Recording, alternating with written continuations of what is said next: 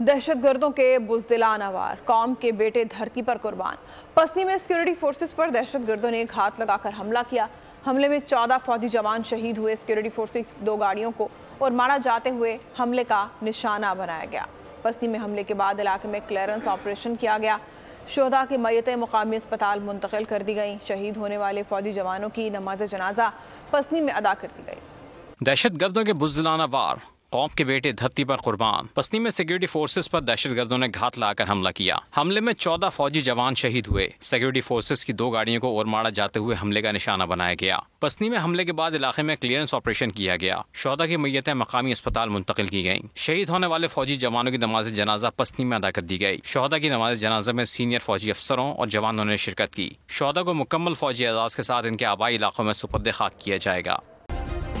Subscribe کریں اور بیل دبائیں تاکہ کوئی خبر رہ نہ جائے۔